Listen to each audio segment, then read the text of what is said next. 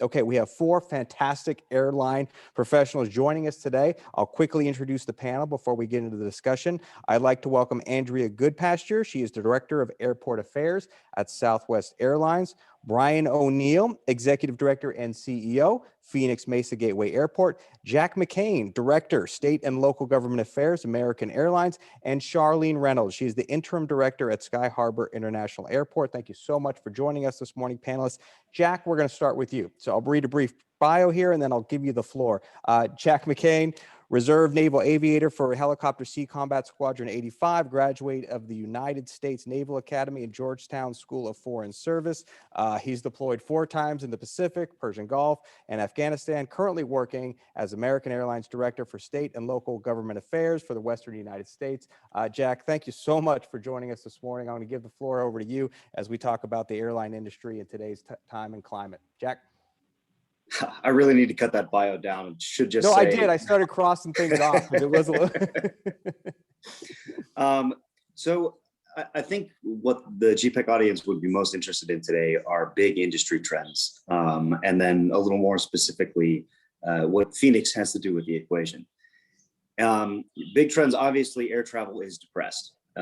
We know this not just due to lack of demand because of the pandemic, but we've had some notable events across the country recently that have also depressed demand. American Airlines headquarters is in Dallas, and the weather recently, because of the freeze, has really impacted our operation, but also has impacted a lot of our team members. So we've gotten through it, which is good, but it has not helped. We'll put it that way. It's impacted an already difficult circumstance and it exacerbates some things. So some of the things that we've seen lately, which has actually been pretty good, is that we are seeing a resurgence in demand. We attribute that to a couple of things. We've seen a resurgence in business travel, which to give everybody a little bit of the inside knowledge, we make more money on business travel than almost anything else. Business travelers are a specific set of people that we cater to is not the right word, but they usually like to fly business or first class depending, and they travel very often. Whereas your average traveler is usually moving 1 to 2 times per year to go see friends or family or go on vacation. So business travel has started to come back because I think we've reached what I like to call the logical end state of the Zoom economy. You can do a lot of business by remote, but at some point you do have to meet face to face. And I think that we're starting to see a resurgence in business travel because at some point you have to meet the person you're doing business with, which has been good. Second, we are seeing a slight uptick and maybe even a little more than we expected in the leisure travel. There's a non-standard industry term that we use. We call it revenge travel, where I don't think that anybody that has been affected by the pandemic has thought that they would love to continue to sit in their house for much longer. So we see people trying to get out. Sometimes it's to see friends and family, but we also see a lot of travel to destinations like Arizona or like Colorado, where there's a lot of outdoor space. So people can play golf or go hiking, enjoy the outdoors in a way that's not going to put them in proximity with other people. The inflection point for the industry, we think, is going to be when we start to reach critical mass with vaccinations. When people feel comfortable to travel because of being vaccinated, then we think that we're going to see not just an uptick, but a resurgence in travel because people do want to move around. We're social animals. With respect to Phoenix, it's been not a great news story, but actually a good news story in that we have seen a less downturn. For instance, we outperformed LA, we outperformed New York during the pandemic. We saw numbers that didn't fall quite as much because Arizona is a great environment to do business in. And travel, whether it's regional or whether even international, Phoenix was a good destination to move through. And we treated the lockdown obviously very strictly, but with a little bit more of a long view than some of the other states in the U.S. So while travel was down about 50% in October, in Phoenix it was down less than 40%. So we have seen that Phoenix has outperformed even some of our much bigger hubs like LA and New York. So with that, I think that I've talked more than enough this morning, so I will pass it back. But good news, bad news, and mixed news. So thank you. Well, thank you, Jack. And again, thank you so much for your service. And you're going to have to answer more questions. We'll have you stick around a little bit. We have Q&A coming up in just a few moments. I want to transition over now to Andrea Goodpasture. Andrea is currently a director at Southwest Airlines in the Airport Affairs Department. Her primary responsibilities include developing corporate strategies for successful operational and commercial execution at Southwest's network of airports. Among her assignments, she has served as the airline's lead negotiator for the nation's largest airport public-private partnership. Andrea, I believe you have some slides to share with us today, so excited to hear from you. I do. Thank you so much. And good morning. Thank you for inviting me to be with you today. And of course, I'd love to be with you all in person and look forward to the day we can do that again very soon. I'm looking forward to speaking with you about some of the exciting things we have going on at Southwest Airlines in terms of domestic air travel. So I will just jump right in. And you likely already know that Southwest's purpose is to connect people to what's important in their lives through friendly, reliable, and low-cost air travel. So I'd like to take just a few minutes this morning to share a few ways that we're doing that. So if you go ahead, thank you. You may have heard of the Southwest Promise. And we introduced this promise to our customers in response to the COVID-19 pandemic to ensure that we're taking all of the necessary precautions to keep people safe as we connect them to those important events. So our promise is a multi-layered approach. We've employed stringent cleaning, such as using electrostatic and antimicrobial spray treatments in our cabin. And these treatments are applied on every surface of the aircraft, killing viruses on contact and forming an antimicrobial coating or shield for 30 days. Additionally, we are using a broad spectrum disinfectant to clean our onboard lavatories and tray tables before every flight, and deep clean each plane from nose to tail every night. And we're also cleaning our airport facilities multiple times each day. And we've installed plexiglass barriers at our customer counters and made hand sanitizer available at our airport locations. Additionally, every aircraft is equipped with a sophisticated air distribution system that introduces a fresh outdoor air and HEPA filtration into the cabin while in flight. We do require masks of our customers and employees, and we continue to monitor and evaluate all of our policies and procedures and adjust to new information as needed, because it's very important to us that our customers feel comfortable getting on board our aircraft. So moving along, another way that Southwest is connecting people to what's important in their lives is by adding new destinations. And as Jack mentioned, there is a stronger leisure-oriented travel right now. So we've added quite a few new destinations, even through the pandemic. We're seeing demand, again, primarily in leisure travel. And in order to meet this demand from our customers, late last year, Southwest started service to 4 airports. Those are Montrose Telluride, Hayden Steamboat in Colorado, Miami, Florida, and Palm Springs, California. Then earlier this month, we started flying to Chicago's O'Hare Airport and Sarasota, Florida. And we have a lot more coming, as you can see on this map. And I'm also pleased to announce that even though you don't see them on this map, earlier this morning, we announced that we'll be starting service to Bozeman, Montana, and Destin, Fort Walton, Florida in May. So we're very excited about these new destinations. And what's even more exciting is that some of these new destinations are or will be connected to Phoenix Sky Harbor with nonstop service. Again, last year we started service, nonstop service between Palm Springs and Phoenix. And earlier this year, Chicago's O'Hare and Phoenix Sky Harbor. And coming in just a few weeks, we'll be connecting nonstop to Colorado Springs, Colorado. And while I know my focus today is domestic travel trends, I would be remiss if I didn't mention that we're also pleased to have introduced nonstop service from Phoenix to Puerto Vallarta and Cabo in October of last year, and we'll be starting service to Cancun in March. So sun and fun destinations really are kind of the name of the game right now. These added dots on our route map give our customers even more options to get to those important life events for work or play, and we're excited to add the new stops. And lastly, I'll bring it home here.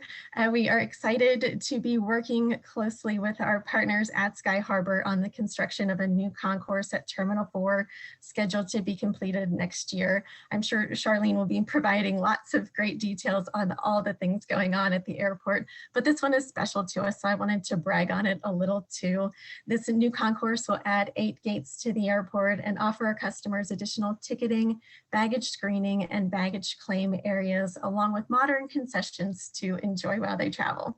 So we've had a long and great partnership here in the greater Phoenix area, and we're excited for our future here. So thank you again for having me with you today.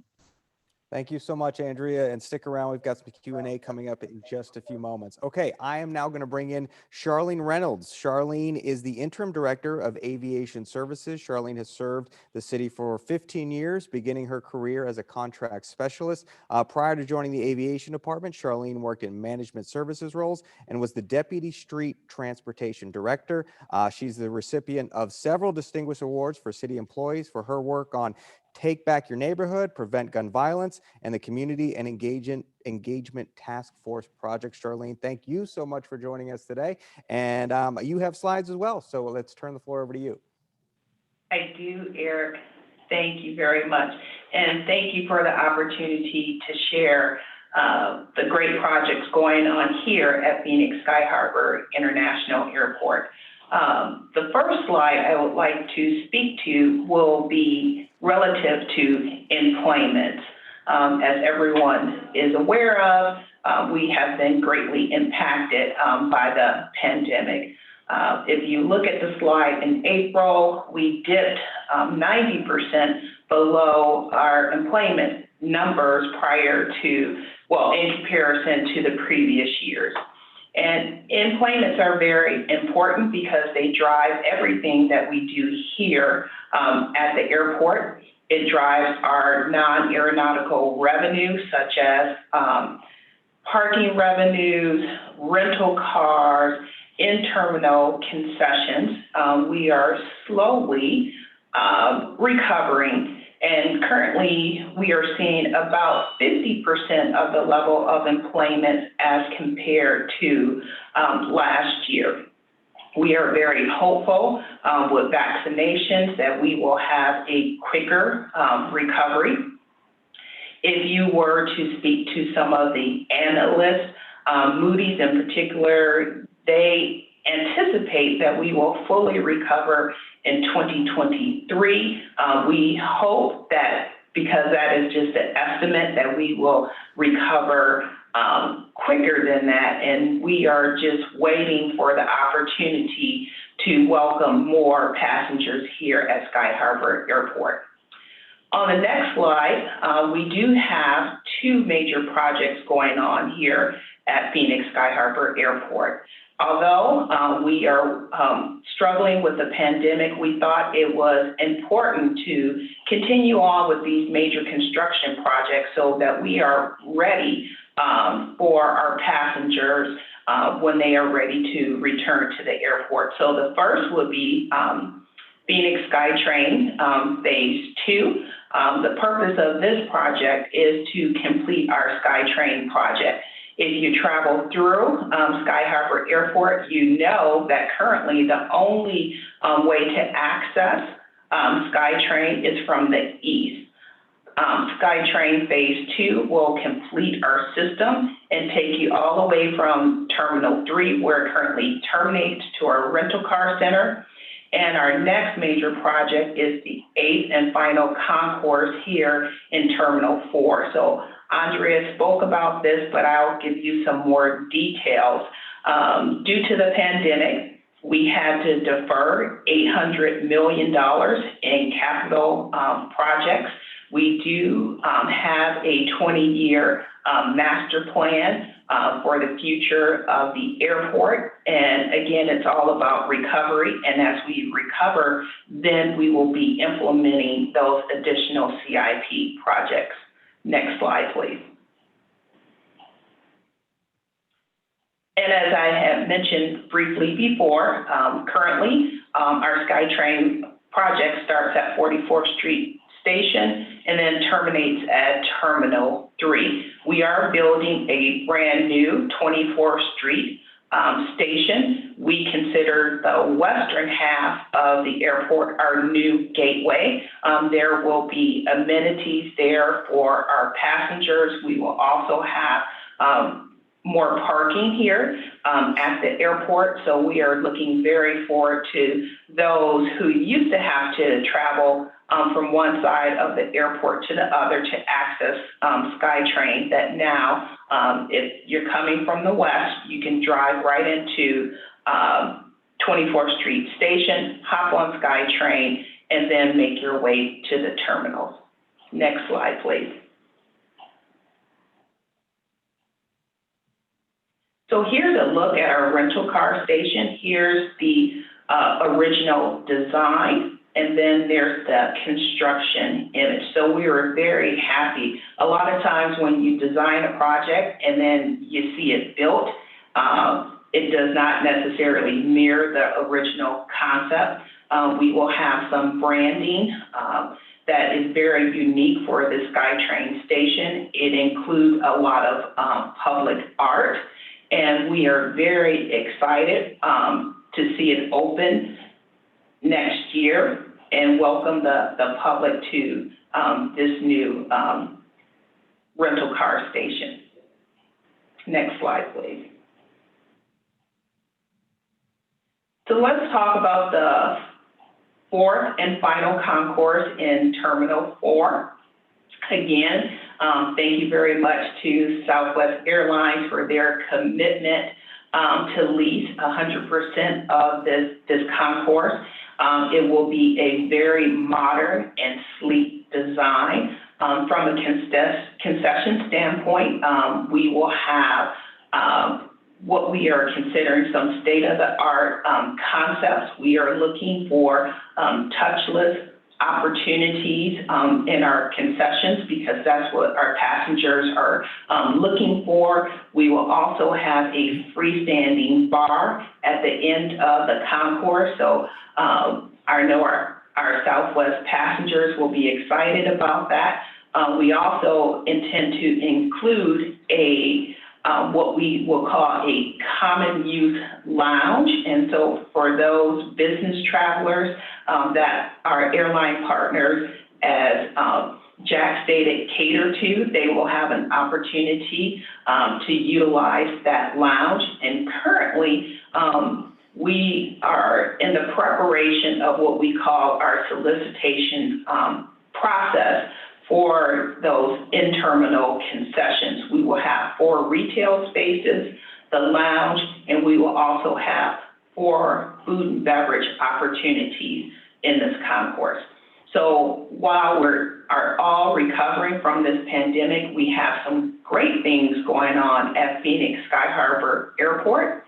And thank you so much for this opportunity to share what's going on at America's friendliest airport. Thank you. Charlene, thank you so much. And I want to remind everyone, we do have a large live audience watching. That Q&A feature at the bottom of your screen there, if you want to submit questions, go ahead and use that feature. And if we have some time at the end, we'll try to get to those audience submitted questions. Okay, Brian, let's bring Brian O'Neill in. Brian has served over 20 years of airport management experience and currently serves as Executive Director and CEO of Phoenix Mesa Gateway Airport Authority. Brian spent 8 years as Deputy Director, Airport Director, and 12 years as Assistant Airport Director, Business Development, Marketing, and Public Relations at Manchester Boston Regional Airport in New Hampshire. Thank you so much, Brian, for joining us today. And we have your slide presentation up as well. Great, thank you, Eric. And thank you, GPEC, for including Phoenix Mesa Gateway Airport in today's virtual series. Appreciate it. I think it's important that both Sky Harbor and Phoenix Mesa Gateway Airport were represented today because you can see the contrast and the difference in the different role that we play in the region. Sky Harbor is doing amazing things. The SkyTrain is beautiful. The addition to Terminal 4 is great. At Phoenix Mesa Gateway Airport, I think what you'll find, if you haven't been out to the East Valley for a while, I think what you'll find is a 3,000 acre economic development project that just happens to have a thriving regional airport and 3 10,000 foot runways as part of its infrastructure. We really have a significant amount of private development that's going on. As you can see in the next slide, you'll be able to see the footprint of the airport and how much space that we have for future development. And we're real excited about the private investment that's going on. First, I'd like to talk a little bit about the growth in commercial passenger activity. And you'll see on the next slide that our route network is certainly spreading across the entire country. Even during the pandemic, Allegiant Airlines has announced 4 new destinations to the menu that they already offer at Phoenix Mesa Gateway Airport. They started Houston and Traverse City, Michigan last week. They're going to be starting San Diego, California in May, and then they're going to be starting Jackson Hole, Wyoming in June. So we're real excited about the new service that'll be coming on later this year as hopefully the pandemic winds to a close. Much like Charlene said, the aviation industry has been significantly impacted by the pandemic. Phoenix Mesa Gateway Airport has been down, depending on the month, 20 to 40%. And compared to some of our comparable airports across the country, we're not doing as bad as others. And I don't want to make myself feel better or make the airport feel better by saying that we're not doing as bad.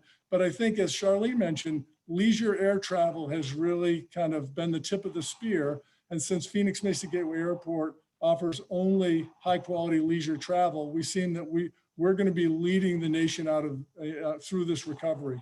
Next slide, please. I mentioned earlier about the private development projects. Right now, we currently have 6 private development projects ongoing at the airport that total about 500,000 square feet. You can see on the slide that there's a combination of flex industrial buildings, the combination of large corporate hangars, and then also a brand new dual brand hotel that will be constructed at the airport. So we're real excited about the private investment and what that represents to the region. Next slide, please. There are 2 major projects that the airport is involved with. This is Skybridge, Arizona. Skybridge, Arizona is a 360 acre mixed use a master development opportunity that is predominantly aviation related, but they do have both aeronautical and non-aeronautical development opportunities. 3 of those developments that you saw on the previous page, the industrial building, a large 82,500 square foot hangar, and the 127 room hotel. Those are all the first 3 projects of Skybridge, Arizona. This project's really unique. Skybridge is going to be investing $40 million in horizontal infrastructure. They're going to be constructing a taxi lane. They're going to be putting in all of the entrance roadways, the sewer, the water, the fiber, a real long-term commitment. We've got a 49-year marriage with Skybridge, Arizona, and we're really looking forward to seeing this project develop over the next few years. When it comes to fruition, this will represent 9 or 10 million square feet of additional development and high wage jobs for the region. Next slide, please. And then this is the newest project that we're working on now. This is the 400 acre master development opportunity that's only non-aeronautical. It's called Gateway East. Gateway East is just getting off the ground now. We have issued an RFQ looking for a master developer that shares our vision for what this 400 acre parcel that is strategically located between the expanding Route 24 and the 202 and the Ellsworth Road, what this project can represent to the region over the next 20 to 30 years. So we're real excited about this project and about what it represents. Again, high wage jobs and approximately 11 or 12 million square feet of additional development, depending on what the mix of opportunities are. So, keep an eye open because we're going to be announcing a new master developer for this project before the end of the year. And hopefully next year, you'll start to see things really take off for Gateway East. And then next slide, please. You'll see one of the many projects that are going on to improve the airfield. It was a blessing that we were able to have 3 10,000 foot runways, but it's also a significant amount of pavement and asphalt and concrete to maintain. So we've got a significant number of projects going on, most of them airfield projects, to make sure that we stay ahead of the growth that's happening in the East Valley and the growth that's occurring at Phoenix Mesa Gateway Airport. One project, as I mentioned, that is very important to us is a new air traffic control tower. We've been working with the local community, the governor and his staff, the Arizona congressional delegation, and others to try and get the FAA to realize that this project was important enough that we needed to move it to the front of the line. What was great about this project is everyone worked together. We were able to change federal legislation, and then we were able to get approximately $29 million from the federal government to be able to construct this. Our current tower was built in 1970. It's too short and the cab is too small. It's only got 4 controller positions. This new facility is going to be over 50% taller. The cab is going to be twice as large, and it's really going to be able to set the airport up for success into the distant future. So we're real excited about this project. If you haven't been out to the Phoenix East Valley and you haven't been to Phoenix Mesa Gateway Airport, I would encourage you all to take a drive out. There's a lot going on at the airport, and I look forward to answering your questions. So thank you. All right, Brian, I agree. I've been out there. I live out there. Great job out there. I love it. Okay, let's move on to some audience Q&A, some moderated Q&A. And Jack, we'll bring you back into the conversation now. This is our 25th regional report, and many of these reports have focused on industries that have been really hit hard by the pandemic. We've talked about hospitality, we've talked about the restaurant industry, and today we're obviously talking about the airline industry. And listening to all the panelists today, I'm writing down words like hopeful, increase, growth. And so I would just love to hear your perspective on what the tone is in some of those leadership meetings that you're having. Does that mirror what we've been talking about today? Again, hopeful, increase, growth, as we somewhat see maybe a light at the end of the tunnel? Yeah, if you looked at a chart of the tone and how positive it was in a briefing that we've had, especially with our CEOs, it's been. I started working for American in January of 2020, to give you some perspective. So we were doing just fine, and then the tone got very frenetic, and was focused on how can we limit the damage? How can we continue with as many team members on board as possible? And how can we go forward into the future?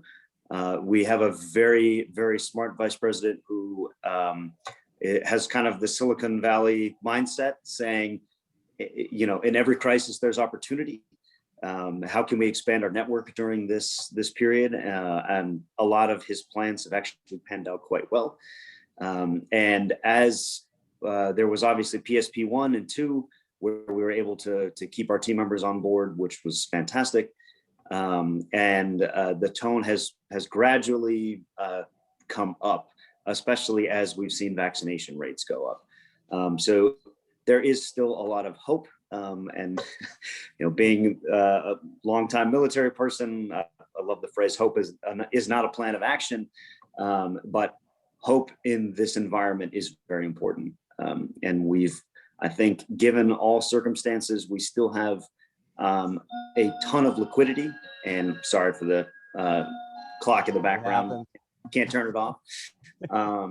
We still have a ton of liquidity, which is important. And we are looking towards the future as far as expansion opportunities, especially at Phoenix Sky Harbor, because they have been such a fantastic partner throughout the entire pandemic. So I think that's more than you need to hear from me on the topic. And Jack and this is for Jack and Andrea. Questions now coming in. Has there been talk about requirements to show a COVID vaccination ID to fly? Jack, we'll start with you, and then I'll ask you, Andrea. Internationally, because the way the constitutional government works, it's a lot easier to make restrictions or requirements to travel internationally or come into the U.S. Domestically, we don't think so. There are some exceptions, for instance, Hawaii, but Hawaii's healthcare system is precarious isn't the right word. It's just smaller and more difficult to support by comparison to many other states. So you do have the intent, and I think a couple of weeks or maybe a month from now, they're going to institute the vaccine proof means you don't have to quarantine sort of thing. But writ large, domestic travel, no. International travel, we will almost definitely see either negative, we already see a negative test, but probably see a vaccination proof. I was issued a yellow fever card, yellow fever vaccination card when I was like 10 years old, and have had to use it to travel internationally several times. So it's not a departure from the norm. It's a bit of a new norm. And Andrea, you've talked about, the increase in leisure travel, and Jack was just talking about Hawaii. What are your thoughts on, will there be requirements to have a vaccination ID to fly? I'll echo what Jack shared on the topic.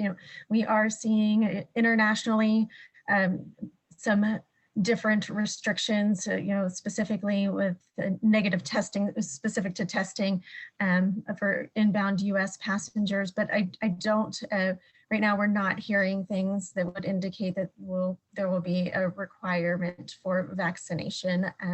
Obviously, we are working very closely though with our health experts and CDC to, just ensure that we are taking the necessary precautions in preparing for travel. Charlene, question coming in for you.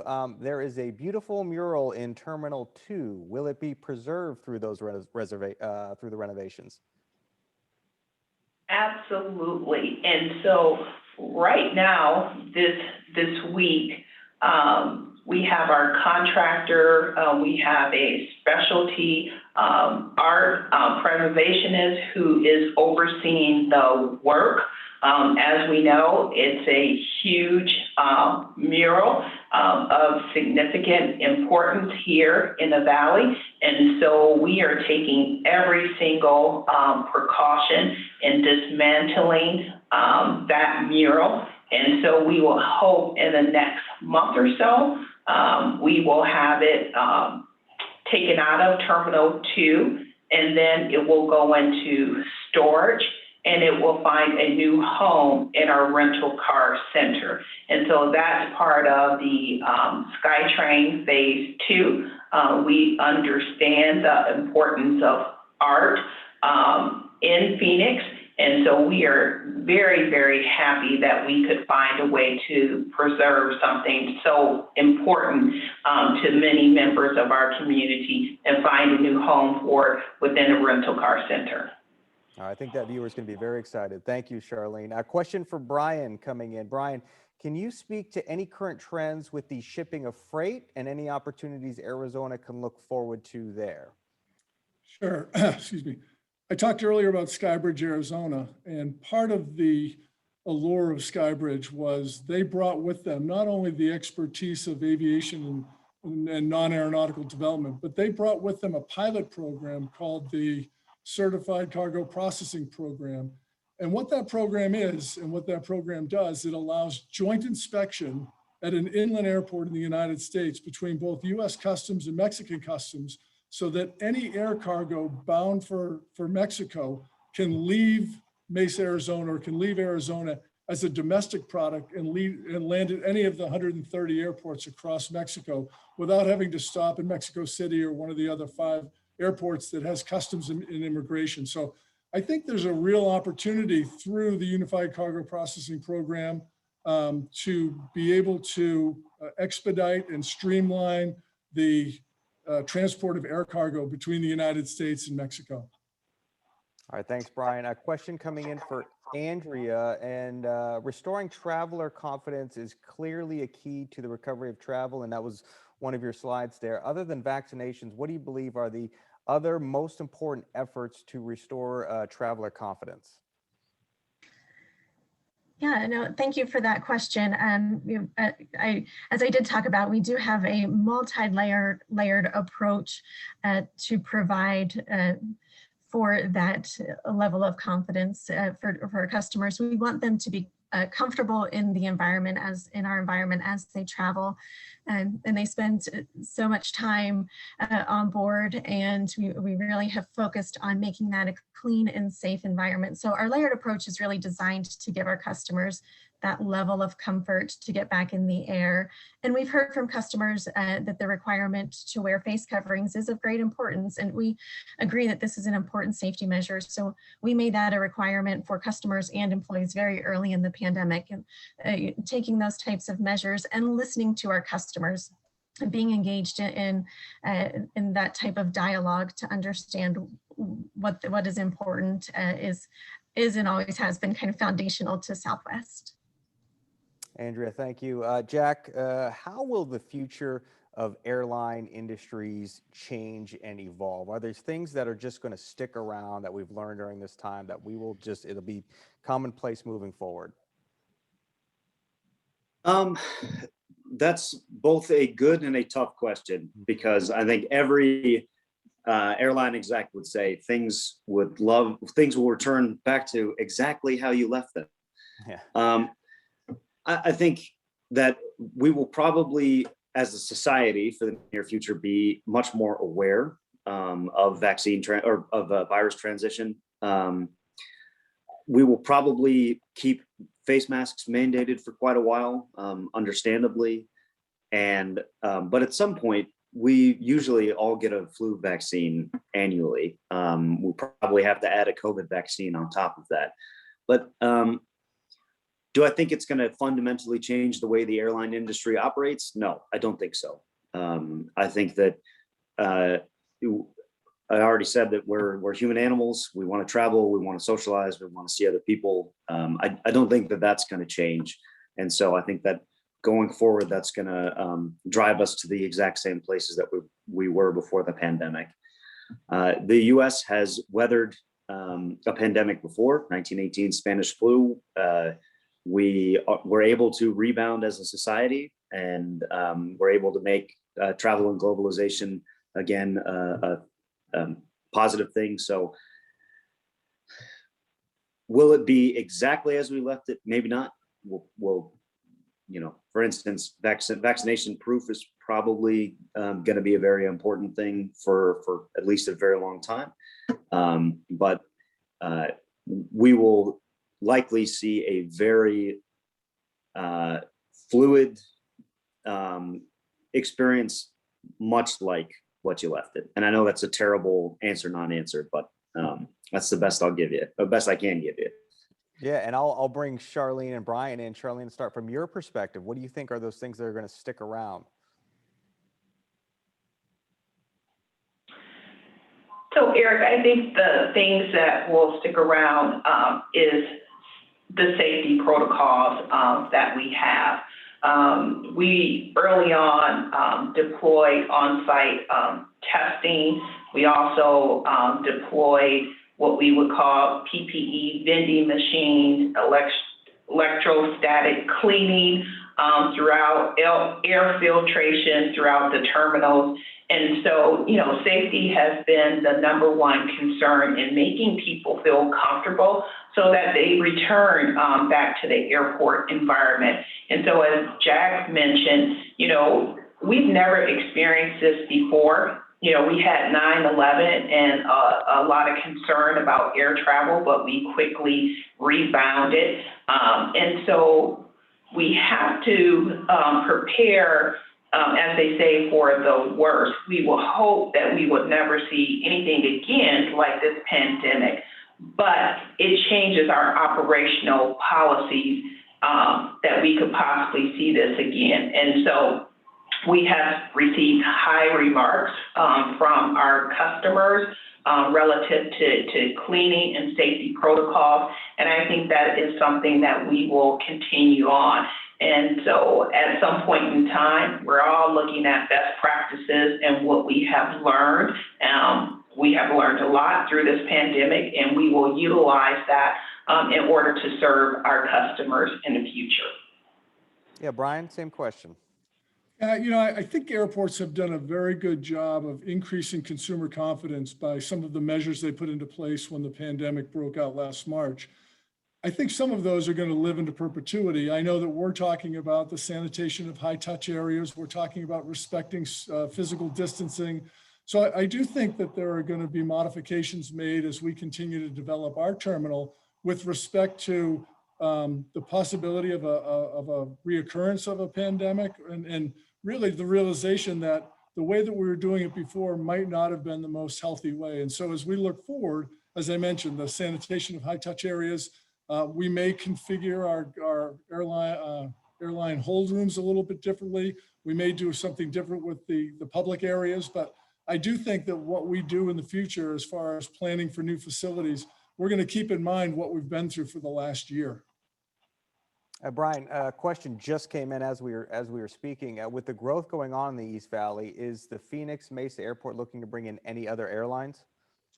We are, we have a great story to tell here at Phoenix Mesa Gateway Airport. If you look at the growing population in the Phoenix East Valley, there's over 2 million people that live within a 20 minutes drive of Phoenix Mesa Gateway Airport. And a lot of the growth in the East, a lot of growth in the greater Phoenix area is to the east and to the south. So years ago, we were on the outskirts of the valley, and now we're getting much more centralized, and the population growth, I think, is going to be a real good story and attractive to other, not only low-cost carriers, but I think other carriers that are interested in taking advantage of an untapped business market as the business traveler returns. Okay, speaking of business travelers, Jack and Andrea, questions coming in on frequent flyer programs. How will your frequent flyer or loyalty programs change? And Jack, we'll start with you. So we have frozen our frequent flyer programs. We understand entirely that right now is a tough time to travel. So we have, if you were a frequent flyer, whatever status you were beforehand, you will continue to be one. As travel returns, obviously at some point we have to unfreeze them. You can't maintain status in perpetuity. We understand that, but it's not going to change given everything. Like I said, status is generally your business traveler as opposed to your leisure traveler. Not everybody's traveling leisure for 10 times a year. So we do expect as business travel comes back, those frequent flyer rates to return. I don't have a timeline when they're going to be unfrozen because the airline has been very, very conscious about making sure that we do the right thing by the people that frequent our business. So I don't think it's going to change the makeup or how it looks, but I do think that they will remain frozen for a fair amount of time given the circumstances. Said we're a business, but we also really want to take care of the people that fly with us. Andrea, same question. How have your frequent flyer loyalty programs evolved or changing? Sure. Well, at Southwest Airlines, I think our project differentiators have always set us apart from our no bag fees and no change fees to a great frequent flyer program. That's always been a part of our offering to our customers. And now more than ever, it's very important that we do what's right by our customers, and we want them to come fly with us, and we want to make it easy and enjoyable to do so. So specific to our Rapid Rewards frequent flyer program, we've always made every reward seat so that our customers can easily earn and redeem those benefits, and we'll continue to do so. Question, Jack, you mentioned business travel, and you've mentioned it a couple of times. And a question coming in the last year, we've come a long way with our virtual meetings and capabilities. While far from perfect, it's quite effective. In light of that development, what do you see the future of air business travel? I know you've sort of touched on it briefly, but I'll give you a little chance to expand here on business travel. Right on cue, the grandfather clock starts bonging. So, like I said, I think that there is a logical limit to how much business you can do on Zoom. And I, as a government affairs professional, this is something that I feel very keenly. I work in, right now, every state west of Texas. And while, yes, you can absolutely get a huge amount of business done via Zoom, you still are going to have to meet face to face. I think real estate's probably a really important one because that's a tough business to do on Zoom, or international business. When you think about cross-cultural, interpersonal relationships. That's an incredibly important piece of how we do business as people. Do I, as an industry person, will I say it will return to normal? Absolutely. Do I think that it's going to go to 100% what it was? No. I think in the near term, we'll see a boom in leisure travel because people do want to get out and explore. And then we will most likely see a longer term and less steep return of business travel. I don't think that I'm doing anything but preaching to the choir when I say that doing business via Zoom or via Microsoft Teams is tough. And I think that is going to spur a sharp increase over the short term, and then probably a much more gradual increase over the long term in business travel. Great. Question for Charlene. How have airport vendors been affected by the pandemic? The response to that would be severely. Currently, we have 50% of our concessions program within Terminal 3 and Terminal 4 closed. At the City of Phoenix, we advocate for a large presence of small and minority business partners in our concessions. And so concessions are a cash business. And so if you don't have passengers purchasing, as Jack has mentioned many times, we love the business traveler because they tend to spend more in our concessions program. And so the City of Phoenix has provided what we would call rent relief to our concessions that are open.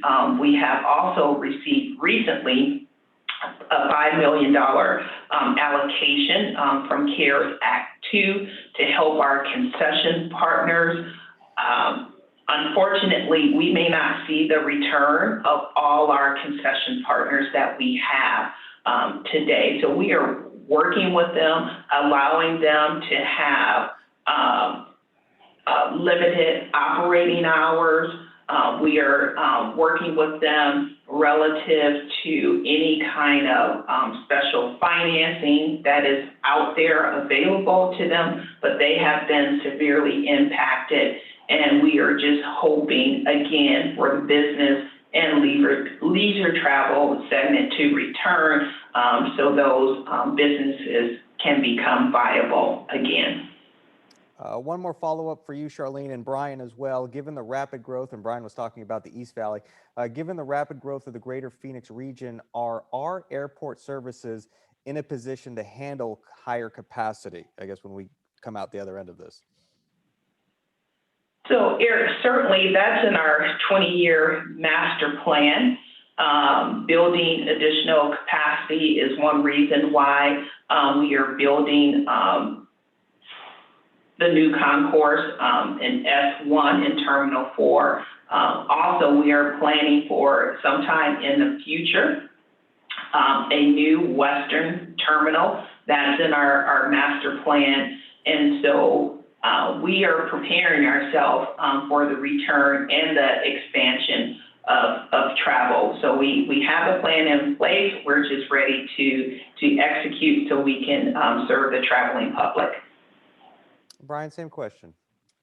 Yeah, I think it's important to point out that between Phoenix Mesa Gateway Airport and Phoenix Sky Harbor, we have 6 10,000-foot runways serving Greater Phoenix, and that's plenty of capacity for all the growth in the future. As Charlene mentioned, through their master planning process, they are looking at additional infrastructure and facilities. We are also planning for a new, larger demand-driven terminal over on the east side of the airport and enhancing our infrastructure as well as the demand for air travel continues to grow. So I think between the two airports, we are definitely well positioned to handle the growth, future growth of the Greater Phoenix area. Jack, question on growth too. International connectivity is important to the future growth of Greater Phoenix. What needs to happen to increase options available for international travel? If you build it, they will come. Yeah. That's one of the phrases that we like to throw around, especially at the government affairs level. What you need to create an international travel network is demand. One of the big positive things that American has done, we've partnered with Alaskan Airlines, is Phoenix is going to be in October, one stop to Bangalore, India, which is a huge positive for us. And that will be out of Seattle. You don't have to go through LAX to get international. Out of Phoenix, we do have plenty of international destinations, especially when you look to South and Central America. But the more demand we see, the more the community and the business community makes Arizona a destination that business people and leisure travel wants to come, the more demand there will be for international travel. We have seen demand grow recently, even during the pandemic, for international travel, which is a big plus. But with respect to Phoenix specifically, there are a huge number of things that my home offers. And I think that the more the community helps to grow those, the more international demand you will see.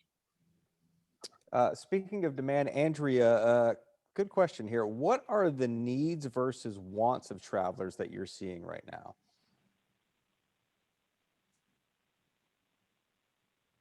So I think we've touched on quite a few of those. And right now, during the pandemic, we see a need to hear from our customers, provide that safe travel environment that they're looking for. Kind of beyond that, the wants of travelers right now, as we've been talking about, leisure is kind of bread and butter, and it's the reason we're adding a lot of these new destinations to our route map, largely in those sun and fun spots. And so on the one side, we are seeing stronger demand on those leisure-oriented markets, and that's in line with our expectations. This sector has just been quicker to recover and continues to improve. On the business front, that travel still remains somewhat depressed. But we know that our customers are working really hard to get their employees back on the road. So we're working hard to be ready for that. And one major accomplishment that we've achieved during the pandemic is really geared toward the business sector, and that's making booking easier through global distribution channels for corporate travel managers. So our Southwest business team is meeting with customers across the country and right here in Phoenix to gauge plans and ensure that we're ready to meet those needs of our business travelers when their travel restrictions ease. And what a fantastic panel as we wrap up here, hearing all of your voices all come together for this common goal of hopeful increase, growth. And so I'm going to give everybody an opportunity here just for some final remarks. I'll kind of go around the Zoom panel. Brian, I'll start with you. We've heard a lot of information today from airlines, to airports, safety, pandemic. What are your takeaways after hearing what we've heard over the last 40, 50 minutes? Well, I am hopeful. We often get questions about next year and the following decade. The aviation industry is so dynamic that we don't have a crystal ball. We don't know what tomorrow is going to look like. But what I've heard today, and Charlene and I work closely together, and what I've heard today is that whether you're an airport or an airline, we all share the common goal of how can we serve the customer safely and efficiently and get people flying again? So, I oftentimes hear people say, well, do you think you're in competition with Sky Harbor? Well, the answer is Sky Harbor is one of my owners, and we work cooperatively together, and we complement each other in the region. And as Sky Harbor continues to grow and Phoenix Mesa Gateway Airport continues to grow, we're growing together and we're working together so that we can provide the air transportation resources that the growing greater Phoenix area needs. So I'm hopeful, and I think you heard that through the panel today. Yeah, and Charlene, I'll let you wrap up now, following what Brian just said. Yes, and I would say a key word is resilient. The air travel, airline industry throughout history, right? We've seen ups, downs, highs, and lows. We respond to the immediate needs, safety and security of our passengers. We plan for the future, and we are looking at while we are now at a low, but we are planning to come out of this phenomenally. We are looking to serve our customers. So yes, we are hopeful, but we will do everything we possibly can to serve our passengers. And we look forward to the future because sometimes it is dark, but it is always light at the end of the tunnel. We believe that the vaccine will lead us to new growth. And so again, we use the word hope a lot, but we are hopeful and we are ready to serve our passengers when they are ready to return to Sky Harbor Airport. Yeah, Andrea, some final thoughts after today's discussion? Absolutely, and in agreement with everyone, optimism is kind of the word of the day. We are optimistic about the future as we come out of the pandemic. We are ready and preparing and listening to our customers to meet their needs and provide to them the service that they're looking for. And we're very optimistic and looking forward to doing that. Jack, some closing thoughts? I would echo the hope, obviously, from my counterparts, but I would also echo readiness. One of the reasons that American lobbied so hard for PSP wasn't just to keep the lights on. It was to meet demand when our customers are ready to fly again. So the airline stands ready. We are excited. We are hopeful. And we know that as with all things, this too shall end. So we are ready to meet customer demand whenever it returns. And we really look forward to sharing your journey with you. So thank you.